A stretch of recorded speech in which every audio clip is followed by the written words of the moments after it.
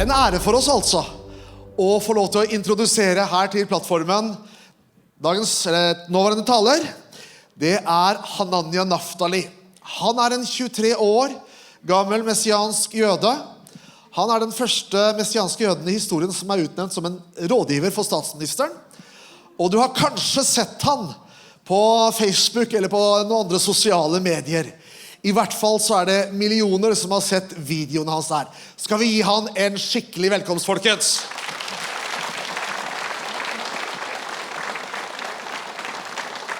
Thanks. Thank you. Wow. Shalom. Shalom. This is my first time in Norway. Dette da første gang jeg I Norge. So far, so good. Og så langt har det gått greit. I feel like I brought the weather from Israel. Jeg føler nok at jeg har tatt med meg været fra Israel. I hope it stays like this. Så jeg håper det blir værende sånn. Because I didn't bring long shirts. Jeg har ikke tatt med meg langarmet genser, skjønner du. And I can't wait to try the famous salmon fish. Og jeg gleder meg til å spise laks her, den berømte laksen. Let me tell you a little bit about myself. My name is Hananya Naftali. Kort forteller om seg selv. Hananya Naftali heter han. Like my friend Doug said, 23 years old. Som Dag allerede har sagt, 23 år gammel. Or young. I don't know, depends how old I am. Ung eller gammel, spiller han rolle som du ser det. I was born and raised in Israel. Han født og oppvokst I Israel. I served in the Israel Defense Forces. Jeg har vært I forsvaret I Israel. In the Armored Corps. Har vært med I det som The Armored Corps, I'm not sure. Explain. In the tank unit. Ja, han jobber altså da I panserdivisjon. Was very interesting. Interessant for så vidt. Literally defending Israel. Der du sitter altså fysisk og forsvarer Israels grenser. Today I work for Prime Minister Netanyahu. I dag så arbeider han for statsminister Netanyahu. In the social media team. Når det gjelder det som har med det sosiale media og teamet som jobber med disse tingene. And I also make videos about Israel. Og så lager jeg filmer om Israel. Maybe you've seen some of them. Det kan hende du har sett noen av de. I like to fight anti-Semitism on my free time. Jeg liker å bekjempe antisemitisme på fritiden. And educate people about Israel. Og jeg liker å trene og utdanne mennesker om det som har med Israel å gjøre. And I have a question for you. Så har jeg et spørsmål til deg. How many of you have ever seen an anti-Semitic post, incident in your life? Hvor mange av Raise your dere har hands. sett en post eller en plakat eller en omtale av antisemitisme opp med en hånd? Wow, this Yeah. is a lot. Almost all of you. Det nesten alle det. It's a problem. Og det jo beviset på at det et problem rundt dette. Did you know that every 83 seconds there's a new anti-Semitic post on social media? Hvert 83. sekund så det en antisemittisk informasjon som legges ut på media. Just this sentence that it took me to say it, there was probably an anti-Semitic post now on the media. Altså bare den tiden som jeg brukte til å si dette, så har det lagt ut av en ny antisemittisk posting på media. An average of 44 anti-Semitic posts are published every hour. Gjennomsnittlig altså 44 antisemittiske publiseringer kommer hver eneste time. That's insane. Det helt galt, det helt vilt. Holocaust denial. Der det fornekter av holocaust and anti-Semitism og antisemittisme. Are up by 30% in 2018. Og de har økt med 38% I 2018. Compared to 2016. Sammenlignet med 2016. It's on the rise. Så det her altså noe som tiltar I problem. We all know that anti-Semitism is on the rise. Så vi ser da altså antisemittisme på det høyeste noensinne. There's nothing new here, unfortunately. For så vidt så ikke det noe nytt, dessverre da.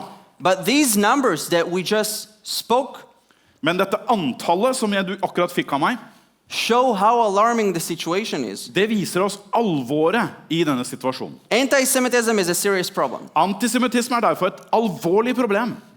Especially because it's coming from three different groups. Og spesielt for at denne antisemittismen kommer fra 3 ulike grupperinger. The far right. Fra de på den ytterste høyre fløy, far left, den ytterste venstre fløy, and Islamists. Men også fra islamistene. There are many types of faces to anti-Semitism. Det mange ansikter I det antisemittiske bildet. However, I'm not going to talk about all of them because, in my opinion, they are all ugly. Jeg skal ikke snakke om de alle sammen, for etter min mening så de stygge bilder alle sammen. And also, we don't have enough time. Pluss at vi har i hvert fall ikke nok tid til å gå gjennom alt sammen. But here's the interesting part. Men det som jeg synes interessant følgende. Today, I want to talk with you guys about how you can help to combat anti-Semitism. Og det at jeg ønsker å fortelle deg hvordan du kan være med å bekjempe antisemittisme. Because it's possible For det fullt mulig. for each one of you. Og det fullt mulig for hver og en av dere. Last week, I was sitting down with friends in Israel. I forrige uke så satt jeg ned sammen med noen venner i Israel.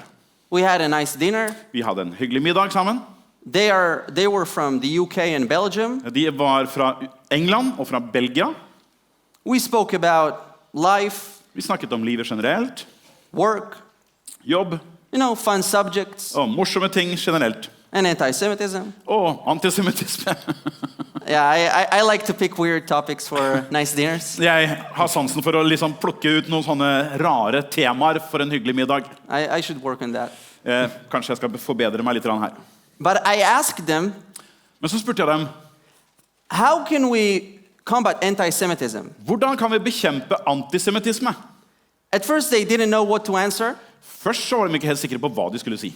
probably because I asked this question out of the blue. Muligens for det her spørsmålet bare kom sånn ut av det blå. But it's a very interesting question Men det et veldig interessant spørsmål. that I want to forward to you. Og jeg bringer det spørsmålet nå videre til deg. How can we deal with anti-Semitism? Hvordan kan vi ta hånd om Raise antisemittisme? your hands. How many of you believe that anti-Semitism can we dealt with? Opp med en hand hvis du tror at antisemittisme kan bekjempes. Don't lose your faith, yeah. Ja, ikke mist troen på det. Hold fast på det. A few years ago, For noen få år siden, when I served in the IDF, da jeg var og tjenestegjorde i militæret, I received a message from an Egyptian student. så fikk jeg en melding fra en egyptisk student. He wrote me, Ah, Han skrev følgende. Hananya, until recently, I planned to come to Israel via Jordan Hananya, inntil ganske nylig så hadde jeg planlagt å komme til Israel via Jordan and stab Jews. For å knivstikke jøder. And he continues, I bumped into one of your videos that you made together with an Arab Muslim guy, Men så snublet jeg over en av dine videoer som du hadde laget sammen med en annen muslimsk type. and he says, I was shocked. Og han sa, jeg ble sjokkert. I thought the Jews were monsters Jeg trodde jo jøder var monstre. because that's what my society have been teaching me. For det det mitt samfunn har lært meg opp til å tro. And he says, there I see you respecting Arabs, being kind, being nice to them, Og der ser jeg deg, hvordan du respekterer arabere, og du hyggelig med dem og snill med dem, seeking peace. og søker fred med dem. And he said, it changed my opinion. Og han sa, jeg endret min mening tvert. I quote him, now I love the Jewish people and Israel. Og jeg siterer ham, nå elsker jeg det jødiske folket og Israel. Who knows how many lives did this Egyptian guy could have taken only because he lacked education? Hvem vet hvor mange menneskeliv han kunne ha tatt bare fordi han manglet forståelse og trening og utdannelse? And it's not just a fairy tale. Og det her jo ikke noen eventyrhistorie. 2 weeks ago, Israel arrested a Jordanian citizen that tried to enter Israel. For 2 uker siden så arresterte man da en mann fra Jordan som prøvde å komme inn til Israel. And they found a knife on him. Og han hadde selvfølgelig en kniv med seg, It happens. tilfeldigvis. It's not just one story here, one story there. Men altså, det her liksom ikke en historie her og der, bare sånn. And let me tell you something. The fact that you're sitting here, Men det faktum da, som jeg skal si deg, at du sitter her, hearing about how to deal with anti-Semitism at du hører samtale om hvordan man håndterer antisemittisme on Friday, på en fredag, is sending one clear message. det sender et veldig tydelig budskap. You are saying we don't want anti-Semitism. Der du sier tydelig, vi vil ikke ha antisemittisme. You are saying we don't want it because we know what it caused less than a century ago. Du sier, vi vil ikke ha antisemittisme, for vi vet hva dette har forårsaket bare for noen 10 år siden. And the fact that you're sitting here means that you believe that something should and can be done. Og det faktum at du sitter her betyr at du mener at noe kan og bør bli gjort med denne problematikken. In Germany during World War II, I Tyskland under andre verdenskrig Jews were massacred in death camps, så ble jøder massakrert I dødsleire. while German families were living their normal lives. Det her skjedde samtidig som vanlige tyske familier levde et helt alminnelig liv. After the war, Og etter krigen American soldiers have forced them to go and see the corpses. så tvinget amerikanske styrker disse tyske familiene til å besøke dødsleirene for å se alle de likene som var der. To see the Nazi atrocities that they have been ignoring. For å se disse nazi-overgrepene som det vanlige folket hadde med vilje ignorert. This particular photo is from Buchenwald concentration camp. Dette bildet fra Buchenwald, konsentrasjonsleiren der. Mere kilometers from German homes. Det var bare noen få kilometer altså fra vanlige tyske hjem. I know that this is disgusting. Jeg vet at dette et avskyelig bilde. Believe me, it disgusts me as a Jew. Tro meg, det virkelig noe som avskyelig for meg som jøde. But today I feel like people have to see this because this is the only thing that shakes them. Men selv om det her grusomt I seg selv, så dette virkeligheten som må til for å ryste de til å forstå hva som skjer. This is from the Czech Republic, if I'm correct. Dette fra Tsjekkia. It's a reality that was here. People were ignoring the fact that Jews were being murdered. Det var en realitet som var her. Mennesker med vilje overså at jøder ble drept og massakrert. Of course, today it's not what's happening. Selvfølgelig så jo ikke det samme som skjer I dag. But we must remember that the Nazi machine didn't start with mass murdering people. Men vi må huske på at den nazimaskinen, den startet ikke med massemord. It started with words of hate. Det begynte med hatord. Cartoons, propaganda Tegneserier, propaganda against the Jews. imot det jødiske folket. Nowadays, we're witnessing the very same narratives. Nå for tiden så ser vi akkurat de samme bildene bli postet. This is Prime Minister Netanyahu. This was on the New York Times. Her har du statsminister Netanyahu. Det her var en tegning fra New York Times. It's happening. Så det her skjer den dag I dag. Germany, 1933. I Tyskland, 1933 på bortsiden. And France, today. Og så har du Frankrike I dag.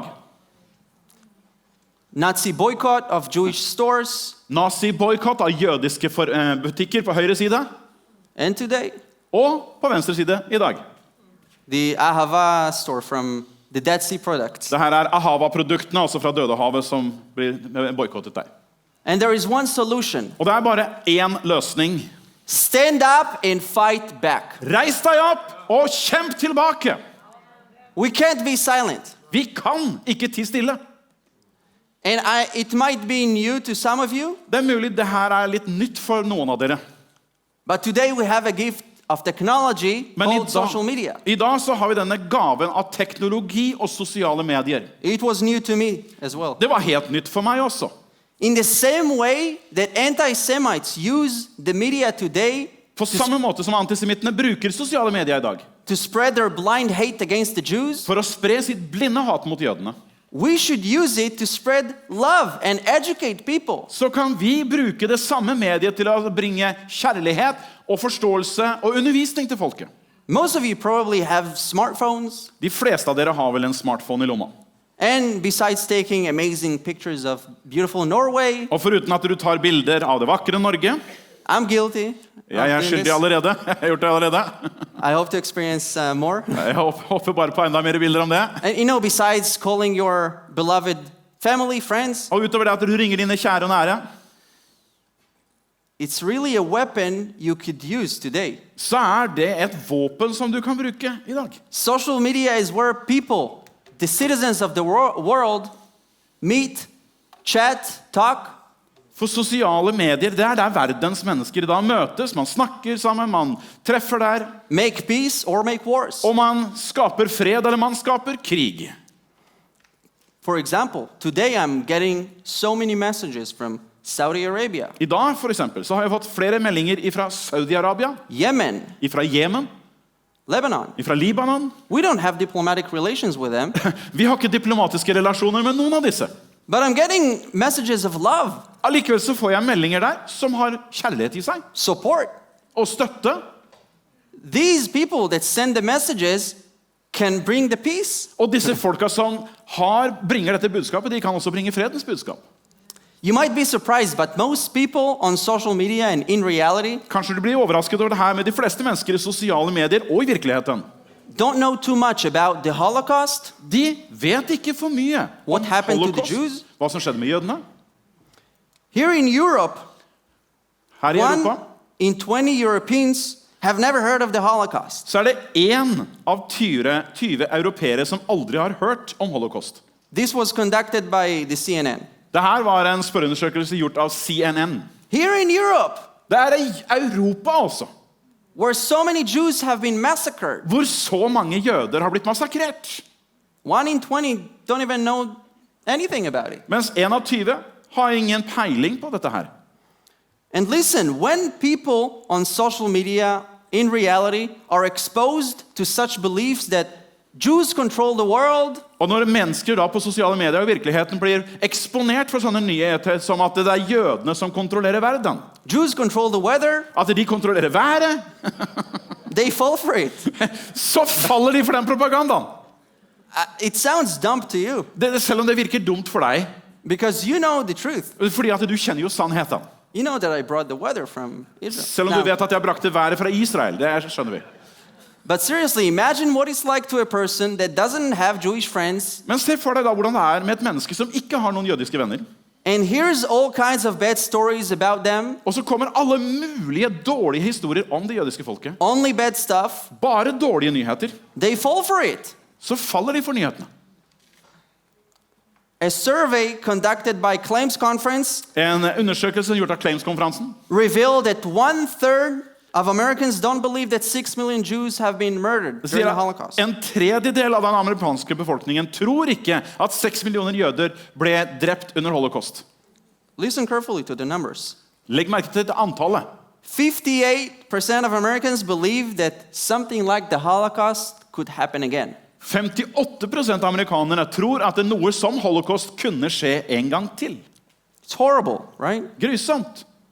But you know what? Men vet du hva? It is our responsibility Det vårt ansvar to make sure that never again is never again. å forsikre oss om at det som aldri skulle ha skjedd, aldri skjer igjen.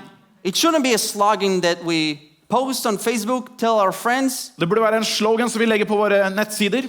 Never again means never again. At aldri igjen betyr aldri igjen. We are not a minority. Vi ingen minoritet. We are big. Vi mange. We can change things. Og vi kan forandre ting. People that stand with the Jews are the majority. Og mennesker som står sammen med det jødiske folk en majoritet. And we must not be afraid to stand up to haters. Og vi må ikke være redde for oss å reise oss opp imot de som uttaler hattaler. Listen, wow, I feel like I'm showing too many photos of me. Jeg føler jeg viser noen for mye bilder av meg her, så her, But it's my seminar. So. men det mitt seminar, så sånn det bare. During Israel's Independence Day, Men når Israel på sin nasjonaldag, Not long ago. selvstendighetsdag, ikke lenge siden, I asked people on social media from all around the world så spurte jeg mennesker på sosiale medier over hele verden to send me videos of their support for Israel. at de skulle sende meg filmer om deres støtte til Israel. Wishing Israel a happy birthday. Happy birthday from Der Norway. de sa gratulerer med dagen fra Norge, for eksempel. I received hundreds of them. Jeg fikk hundrevis, Also from countries like Iran, også fra land som Iran, Syria, Syria, Egypt, Egypt, Malaysia, Indonesia, and more. Indonesia og så videre. Countries that years ago we never imagined that love could come from there to Israel. Steder som vi tenkte for mange år siden at det aldri kommer noe kjærlighet til Israel fra de stedene. Something is changing. Det noe som forandrer seg. And your prayers thank you. Your prayers have a lot to do with this. Og jeg tror at deres forbønn har mye å gjøre med det. Remember that anti-Semites Husk are at antisemitter are a minority that makes a lot of noise. Det en minoritet, men de lager fryktelig mye bråk. And don't be indifferent when you see anti-Semitism in reality, on social media, Og vær wherever. ikke likegyldig når du ser antisemittisme, om det I sosiale medier eller I virkeligheten. Because if you saw it, it wasn't by mistake. For om du la merke til det, så ikke det bare ved en feil du ser det. The person that posted this didn't post it by mistake. The person that shouted this didn't shout it by mistake. For den som la ut dette her sånn, eller ropte ut dette her, gjorde ikke det bare ved at det var en glipp, at det var en feil. Please, don't be silent when you see people endorse anti-Semitism. Vær så snill, ikke vær stille når du ser det noen som taler til fordel for antisemittisme. You have influence over people. Du har innflytelse over mennesker. It doesn't matter how old are you, how young are you. I'm young. Og det spiller ingen rolle om du gammel eller ung, han jo ung. And with social media, it's so much easier. Og med sosiale medier så det så mye lettere å gjøre noe. Today, you don't even need to open your mouth to make a change. Slik at I dag så trenger du ikke åpne munnen din en gang for å være med å skape endring. You can just type, Du kan bare skrive inn noen ting. share, Du kan bare dele noen ting. take action on your end. Du kan handle på din side. So to those of you that are not on social media, I advise you to do it quickly. Så det de av dere som ikke på sosiale medier, gå på med en eneste gang. Fort.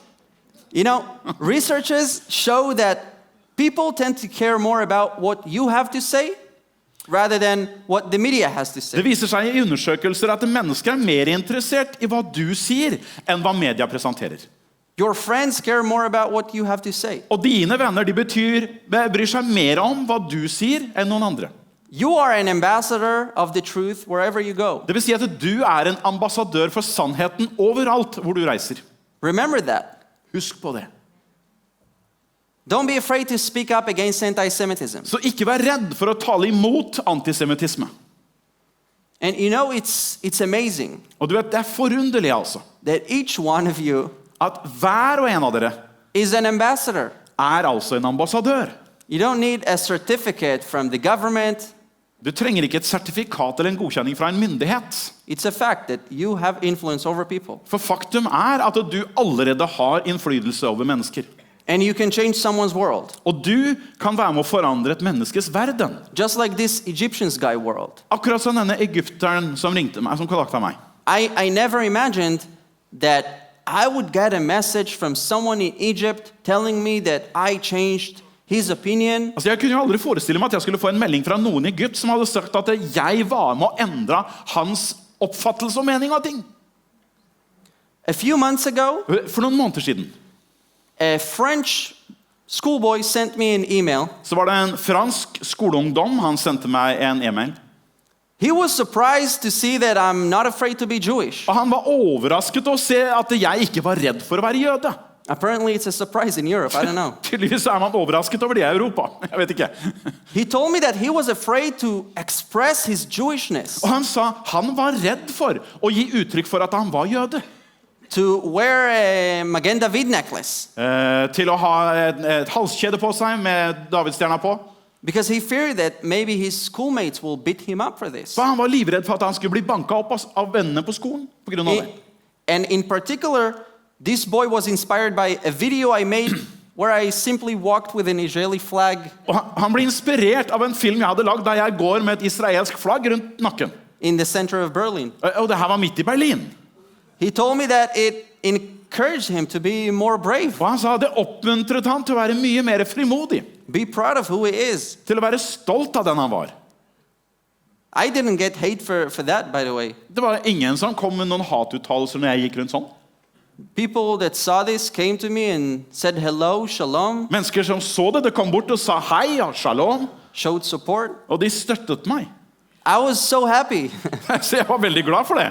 Yeah. And especially when this young French boy sent me this email. Og særlig når denne unge franske gutten har sendt meg denne e-posten. Because on social media, you don't always know the impact that you have. Vet at på sosiale medier så man ikke alltid klar over hvilken utrolig innflytelse man kan ha.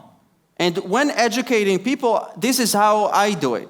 Og når man skal prøve å også lære opp mennesker, så prøver jeg å gjøre det på denne måten. Whenever I'm talking about Israel, anti-Semitism, Når jeg snakker om Israel og antisemittisme, topics like this, I like to divide it into 3 groups. Så liker jeg å ha 3 forskjellige grupperinger. Haters, De som hater, neutral people, de som nøytrale, and lovers. og de som elsker. Obviously, it's very easy to speak to lovers. Det veldig lett å så tale til den gruppen som har med de som elsker på høyre side. It's nearly impossible to convince haters. Det nesten umulig å overbevise haterne. So I normally focus on the neutral people, Så mitt fokus på de nøytrale. the ones that don't really have a solid opinion. De som ikke har en ordentlig grunnfestet mening enda. The very people that anti-Semites are also trying to reach Og det de som disse antisemittene gjør alt de kan for å nå. and influence with their sick lies. Og som de prøver å influere med sine syke løgner. And as I said, sometimes they are succeeding in it. Og som jeg sa, av og til så lykkes de med det. The BDS movement is anti-Semitic. Det media. The BDS. Og det BDS, det en sånn boykottgruppe, antisemittisk i sine holdninger. They're basically trying to sell the narratives that Palestinians today living in a ghetto. De prøver også å selge denne historien, at palestinerne i dag bor bare i en ghetto. And are being oppressed. Og de undertrykt. And more crazy stuff like this. Og enda mer galskap enn det kommer det fram. Of course, all you have to do to see the truth is to really come and see it for yourself. To see their great lives. Alt du trenger å gjøre å komme og se virkeligheten selv, og så se hvordan de lever sine liv som palestinere i Israel. A lot of times I wish I had the cars that they are driving. Mange ganger så skulle jeg ønske å ha den klasse biler som de kjører rundt i. And you will see people joining the BDS movement out of a good heart. Og du ser mennesker som blir med på denne BDS-bevegelsen, og de kommer der med godtroende hjerte. Because they don't know the truth. Og det fordi at de ikke kjenner sannheten. So they see, the narratives that they are selling them that we are bad, Israel is bad. Så de hører disse historiene om at Israel dårlig og behandler palestinerne dårlig. And as I said, neutral people don't have an opinion, never heard of Israel, never been to Israel. They want to do something about these horrors. Og nøytrale mennesker som hører dette her, som aldri har vært i Israel, aldri fått med seg hva som foregår i Israel, de tror jo på disse skremselshistoriene. We must grab their attention Og da må vi gripe deres oppmerksomhet by standing up, ved at vi reiser oss opp, not being silent. at vi ikke stille. And we must spread the truth all the time. Og vi må være med og støtte sannheten hele tiden. And I have a question to you. Jeg har et spørsmål til deg. Did anyone here used to be neutral about Israel or the Jews Det noen before her, becoming passionate? det noen her som var Raise your hands. nøytral før du ble positiv?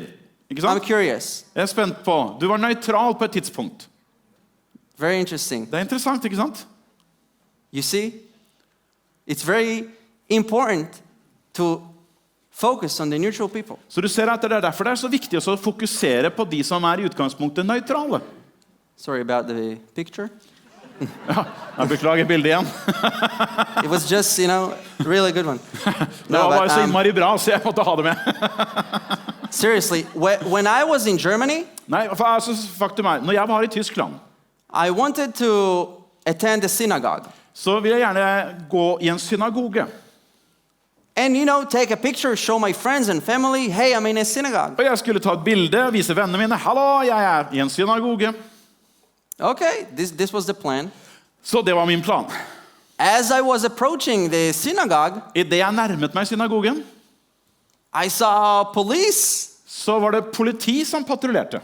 security guards. Sikkerhetsvakter. I've never seen anything like that. Aldri sett noe maken.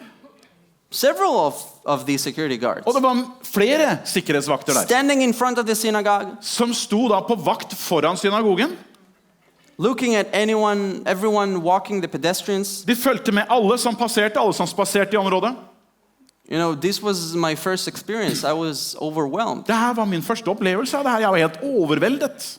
Why? Hvorfor? Why the Jews need security Hvorfor måtte jødene som samles her ha sikkerhetsvakter? at their place of worship? Der de kommer sammen for å tilbe. Why many Jews don't feel safe in Europe? Hva kommer det seg at mange jøder ikke føler seg trygge i Europa? We need to educate people. Så vi må lære opp mennesker. A lot of them are uneducated when it comes to Israel, Jews, Holocaust, Mange av de mangler opplæring når det handler om Israel og holocaust. and we can change that. Og det kan vi forandre. It is possible. Og det er fullt mulig. And just like I said, the only way to do it is to be stronger more than ever. Og det som jeg sa, måten å gjøre det på er at vi kan være sterkere enn noensinne. And guys, the time is running up.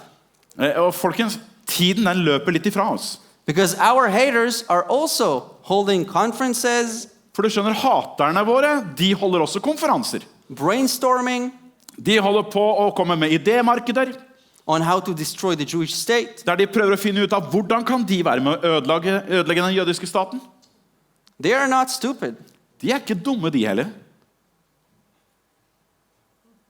And we can't forget this. Og det må vi bare legge oss på minne. Listen, today the Jews have a country, I dag så har det jødiske folk et eget land. the only Jewish country in the world. Det er det eneste jødiske land i hele verden.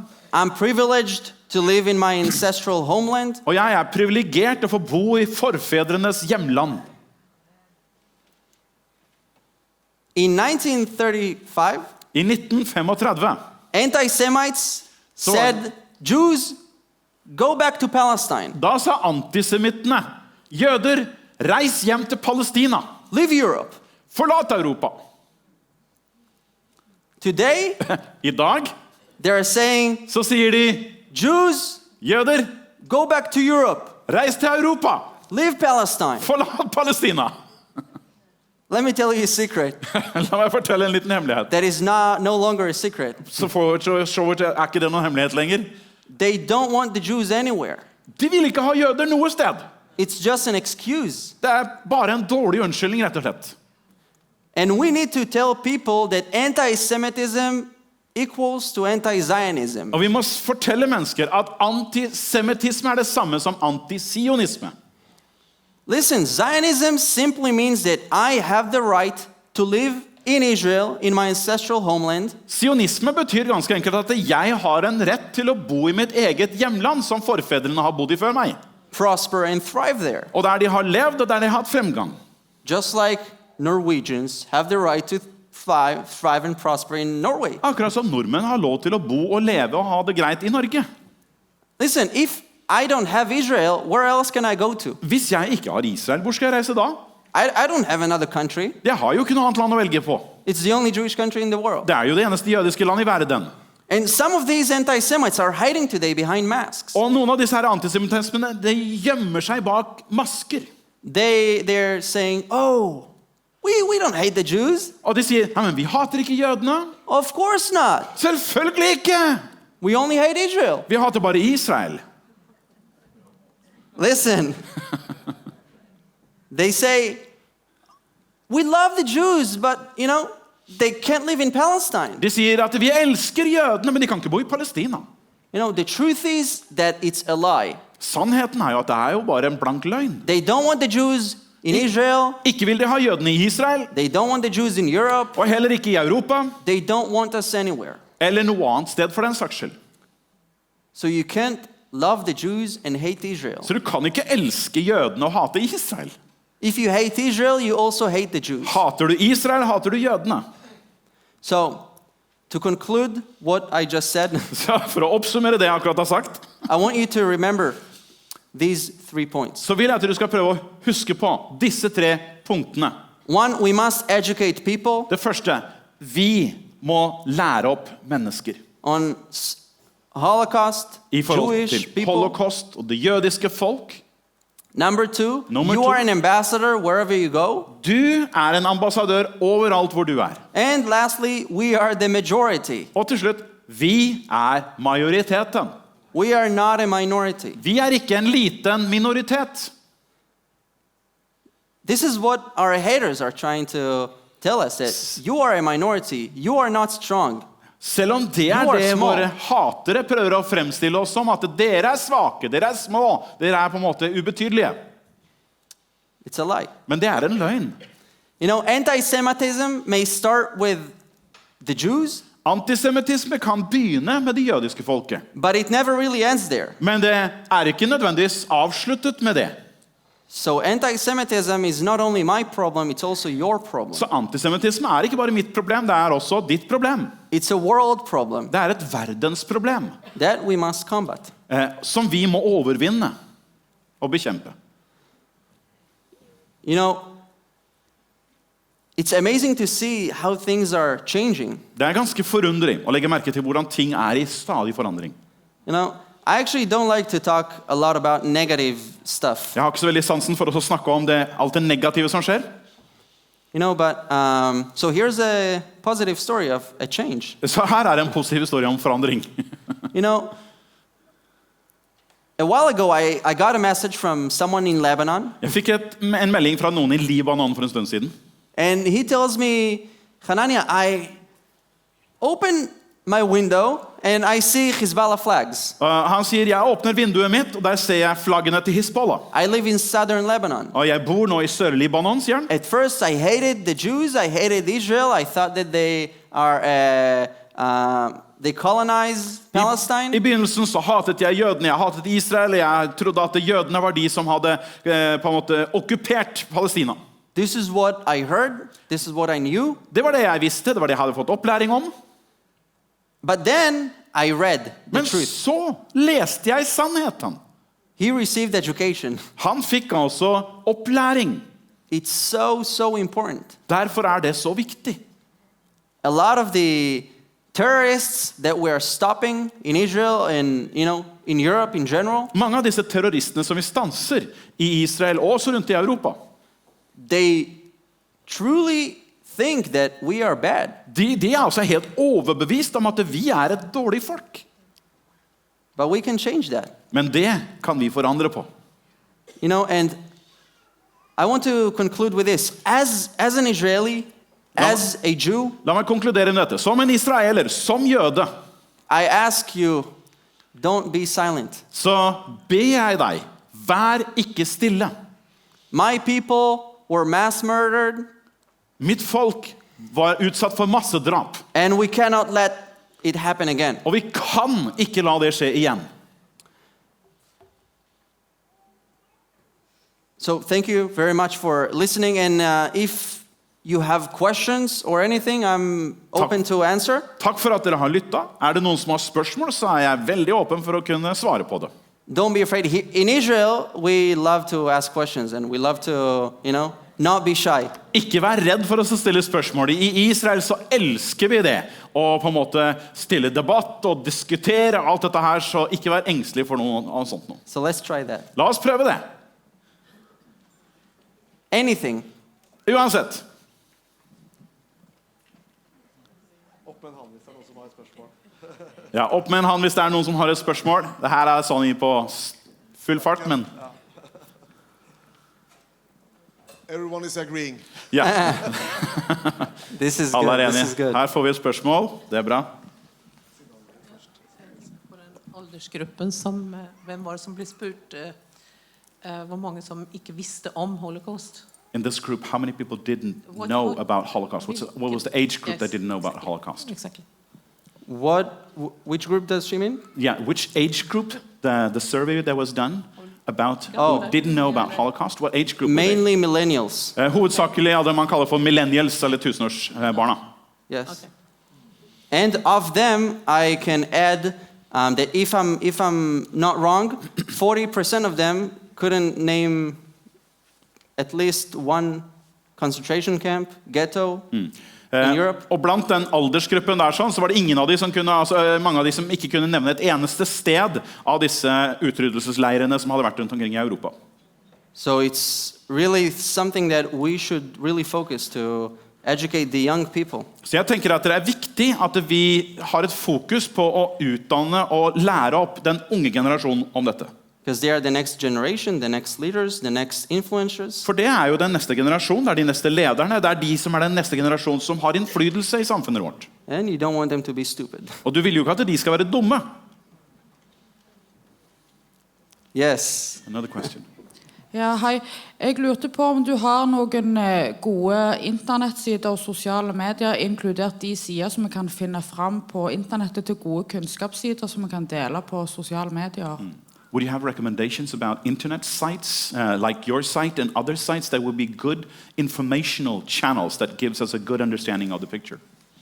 This is a very good question. Det jo et veldig, veldig godt spørsmål.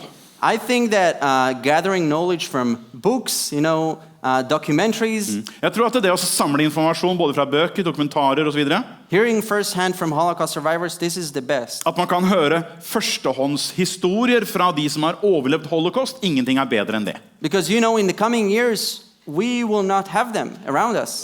For at i årene som kommer nå, så kommer vi ikke til å ha disse holocaust-overleverne iblant oss lenger. So we must learn as much as we can. Så la oss lære så mye vi kan av disse som har vært med på det og opplevd det. Yeah. Bare la meg også legge til at Erlend Sunda, som vår nyhetsredaktør på websiden vår, Også Erlend Sunda. han skriver ofte saker som har med antisemitisme å gjøre. Og jeg følger ganske godt med, og jeg tror faktisk det den norske siden som skriver mest om disse sakene. Det tror jeg ikke noen overdrivelse, og det på norsk. Ellers så finnes det jo mange ulike kilder.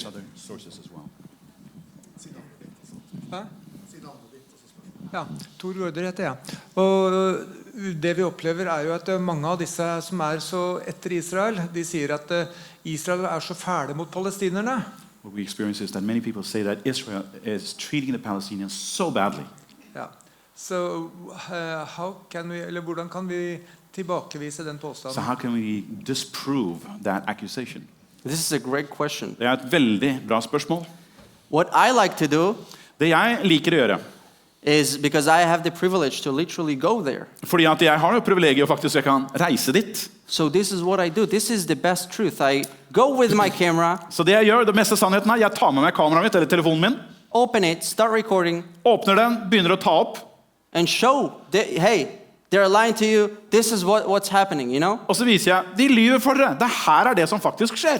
So this is how I do it. I literally go and show the reality. Så det det jeg gjør. Jeg altså fysisk går og viser virkeligheten med kamera. Sånn virkeligheten. For example, maybe you didn't know, but last week, around 48,000 tons of goods entered Gaza. Jeg ikke sikker om dere vet det, men altså, bare forrige uke så var det 48 tonn med matvarer som ble fraktet inn i Gaza.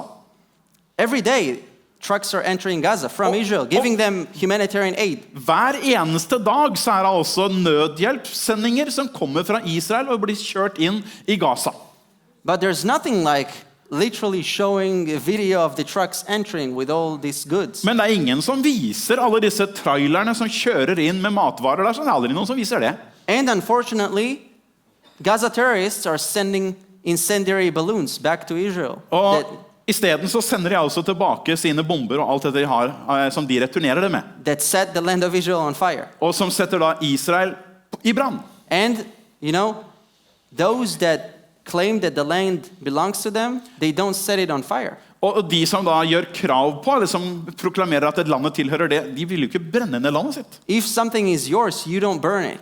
Hvis du eier noen ting, så vil du ikke brenne det. And I want to lastly add to this. I made a video with Prime Minister Netanyahu. Og jeg har laget en film sammen med statsminister Netanyahu. You can see it on YouTube, but I asked him one simple question. Og så spurte jeg han et enkelt spørsmål på denne YouTube-filmen. I said, yo, Netanyahu. No, not really. But Sånn ungdomlig sleng, det sånn, hei du, statsminister. I asked him, hey, how can I help Israel? Men jeg sa, hvordan kan jeg hjelpe Israel? On social media. Gjennom sosiale medier. And his answer was as simple as the question. Og hans svar var like enkelt som spørsmålet. He told me, all you have to do is share the truth. Han sa, alt du trenger å gjøre å dele sannheten. All we have to do is find the truth and share it. Our enemy needs to twist the truth. Ja. Alt du trenger å gjøre å finne sannheten og vise den. Vår fiende forvrenger sannheten. So my job is easy. Så jobben min veldig enkel. Our job should be easy. Og jobben vår burde være særdeles enkel. For en tid tilbake så hørte vi om veldig unge som reiste seg imot og opprør mot lederne sine i Gaza. De ble arrestert. Og jeg tenker på hva slags håp det for de som ser sannheten og som bor i Gaza. Some time ago we heard about some young leaders in Gaza who rose up against the leadership in that area, but they were arrested very quickly. What hope is there for change in that situation when there's nobody that is actually able to make change happen? This is also a good question that I think that Israeli leaders are dealing with. Det igjen et veldig, veldig godt spørsmål. Jeg tror dette et spørsmål som veldig opptar de israelske lederne til stor grad. Because there is a difference between the Gaza leadership and the people. Fordi det en forskjell på de som lederne på Gaza og folket på Gaza. A lot of people there don't support Hamas, but they know that they have to support Hamas. It's a dictatorship. Det mange mennesker som bor der, og som ikke ønsker å støtte Hamas, men som må støtte Hamas, for det et diktatur. If Hamas thinks that you have betrayed them, they will execute you and, drag you with a motorcycle for everyone to see that this is what happens to one that roses against Hamas. Og hvis du som bor der og du gjør opprør imot Hamas, så blir du tatt liv av. Så du blir da dradd bak en motorsykkel for å vise alle som bor i det området der, at sånn bruker vi og gjør vi med de som forråder Hamas. So I don't have an answer on how to, how to find a solution between, the Gaza people and the Hamas leadership. Så det finnes ikke noe enkelt svar på hvordan man kan komme til en løsning mellom folket som bor på Gaza og lederskapet som hersker i Gaza. But I think that we see more and more Gazan people, stand up to Hamas, protest against them, Men jeg tror vi just like you said. ser altså tendenser til at det folket på Gazastripen mer og mer reiser seg i opprør, sånn som du så med disse unge menneskene, at det vil være noe vi ser mer av fremover. The change will come when fear will decrease. Forandringen kommer når frykten på en måte blir holdt nede eller blir overvunnet. This is what I have to say. Det det jeg tenker.